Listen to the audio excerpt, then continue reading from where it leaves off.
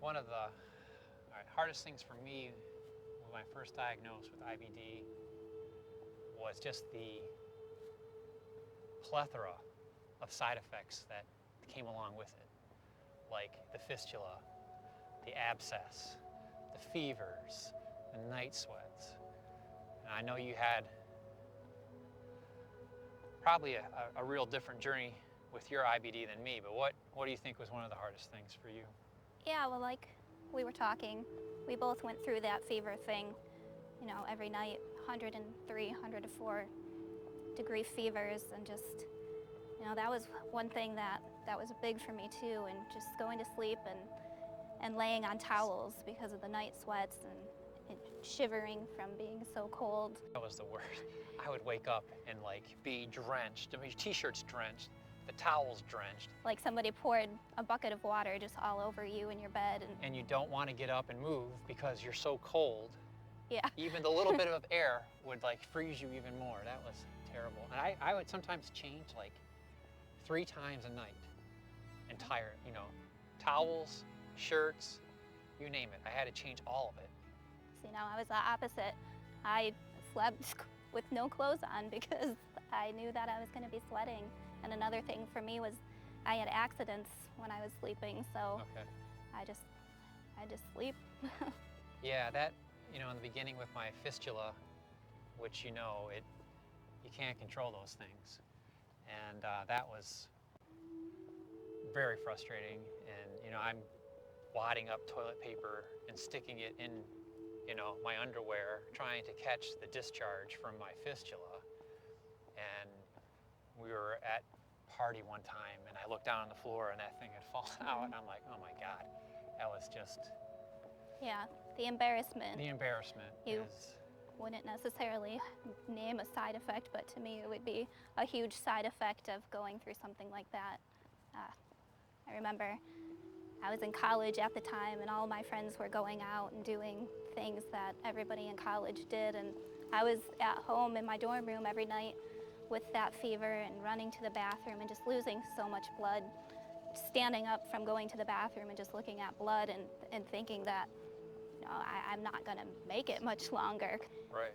And embarrassed. I'd have accidents in class and have to go to the bathroom and try to clean myself up, and there'd be people in there sometimes, and they'd laugh at me because they heard me in there, and then go back to class and just act like nothing happened. It was a pretty difficult thing.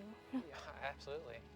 And that's a lot of things that people don't really know about IBD. It's not just one thing. It's right. 12 things. Right. And they hit you all at the same time in the same day. Yeah. It's you don't get a break. But we were talking earlier about seeking out. I'm at a spot now where I'm still, obviously, no one's cured from IBD, but I'm doing a lot better.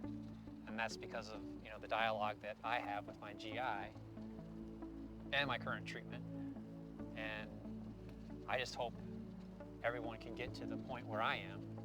I'm not saying it's perfect, but I do feel like I have some of my life back. And I'm sure your take would be different as well on that, but you spent 3 months of this year in the hospital. Right. With this, nearly dying from this disease. So. Yeah, I agree with you. Like you said, it's not perfect right now, but in my eyes, I'm doing so much better than where I had been in the past. When I think back to the point when I was having my colon removed, and I went in and I had multiple blood transfusions right away, just trying to get my blood levels back up because I had lost so much blood, and I didn't even realize at that point how sick I was because I don't know, I just kept going. I kept going to school and I kept doing my job. Right. And every night I'm losing all this blood and I have these fevers and I'm hiding from the world and not telling people about what's going on. And then I go to the ER and they're like, you need all these blood transfusions. And how are you even walking? Yeah, how are you walking? And they put me on IV steroids, and then next thing I know, they're taking out my large intestine, and I'm there for 6 months. So I think back to then, and you know, if I compare it to today, it's like that's a huge difference, and it's all because of working with my doctors and the treatments that I've found that have been working for me, or getting me to the place where I am today, where I can do a lot more than I could do back then, which I know you feel the same. Right.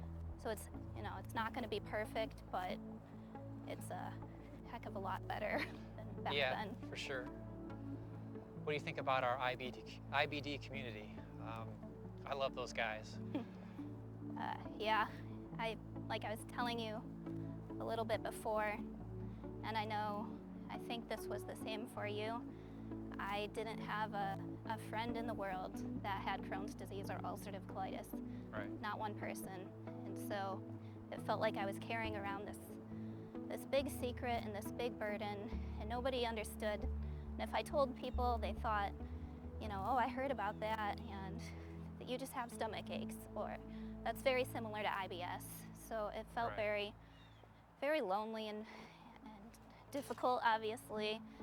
And then I started meeting people in our community, and you hear somebody talk, even when I hear you talk today, and it's like, you know what, that's exactly what I went through. Maybe not exactly the same story, but he's felt the things that I've felt. And it really changed life for me, just having others in my world who understand. And you know, I love the community. I love that we get to do what we do and Yeah. share our stories, and hopefully share everybody else's story along with it. Yep. There's a lot of great people out there. Absolutely.